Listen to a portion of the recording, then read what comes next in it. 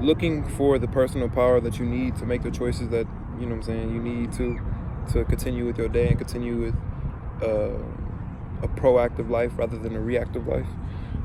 It's important that you're always making decisions that are in your best interest, based on your end destination. And so with that being said, it should be a challenge for a lot of us to go out, write our personal mission statement for what it is that we want to do in this world. And the example that he gave was, let's say, you know what I'm saying, you getting out your whip, you headed to a funeral, you get out your whip to go into the funeral place, you know what I'm saying, you see all the people there, family, friends, everything, and you go to the funeral casket and you see yourself laying in there, and then you're there to witness everybody kind of say what they have to say about you. And so what your job would to be is to write down what it is that you think they would say about you. What do you think that people would say about you based on how you've been living, and then write down what you would want them to say for you. And what that does is it gives you that clear goal, it gives you that clear set vision of where you want to be. And so what I wrote down was I just wanted to be, a teacher. I wanted people to say about me that he did everything he could to make sure that I pushed past my limits. He did everything he could to make sure that he taught me powerful life lessons or tried to give some of his wisdom. And so with that being said, again, it's important that you go out, you find what it is that you stand for. Stand for something or fall for anything. Yeah, definitely. Moving forward, we just need to clearly align ourselves with where we want to be. And so the process of what that looks like right now is getting back to the basics. What are some of the things that I started off doing when I first moved out here, or when I first wanted to get into my journey? Like, what are some of the things that I was focusing on developing, right? And so reading, writing, and running, right? As the physical is the running, the reading is the mental exercise, and then the writing is like the creation or the physical manifestation of what it is that I've been putting into my head.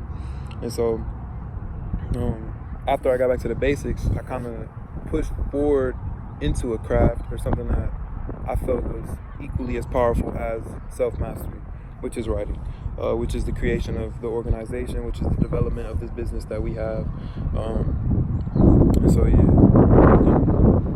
we just want to be great, man. And since it's nice outside, we want to take every day that it's nice out and be outside, wake up early, try not to miss too much, and get after it and chase after it. And so my mornings would look like, Monday morning motivation. So I wake up, everyday motivation, in which I wake up, I listen to some powerful audio, voice recordings of people who inspire me and teach me wisdom and things that I need along this journey.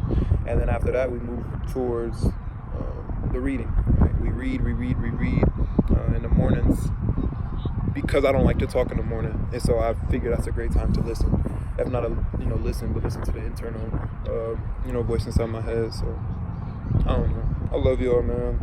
I love everybody that's been, with me a part of this journey, and I really hope that I can be successful in my own right. And I know that it's going to come into fruition. I just want to help as many people along the way, right? And so with that comes proactivity. What do you do? Are you a reactive person, or are you a proactive person? And I kind of sent this to my team and seeing what they thought. And when somebody admitted, I'm a reactive person, and it's important for that, for that to happen. It's important for them to say that about themselves, so they can go about trying to become a proactive person.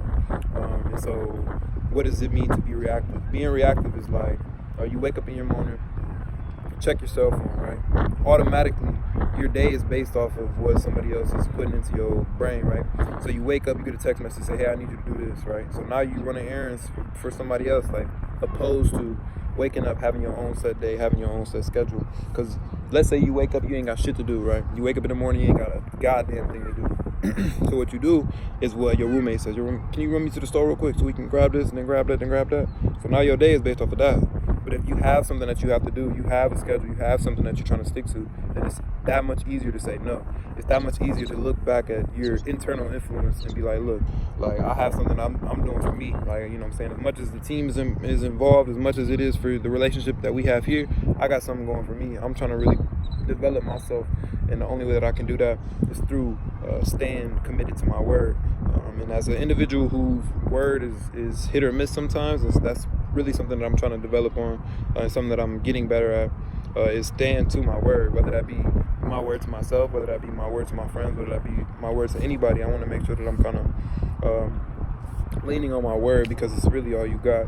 And I don't want to be somebody who just talks to talk. Like, I want to make sure that if I speak, and I'm speaking of things that, you know, are of importance. And so yeah, so reactive people, they wake up in the morning, they check their phones, and they're just reacting all day. If somebody says that they're ugly, then they believe that about themselves, and they won't try to be proactive in establishing that security. And so what does proactivity look like? It's like the creation of your own life. It is the manipulation of your time to better increase the value within you. It is the soundness of yourself that allows you to feel safe and secure in situations in which you would otherwise. Like right now, I'm sitting in the park, and let's say somebody ran up on me and they slapped me in the back of the head, right? I could be a reactive person and get mad and lash out, or I could be proactive and damn near be still like this, like they slapped me, boom. Hey bro, I think you accidentally hit me. Right, and it's just this mindset switch of reacting versus proactive. Like, you can't come disturb my peace right now, because I am peaceful within. And so if you disturb the physical, like, that's just your environment. You're just disturbing your world, but you're not gonna do that to my world. Leak speak.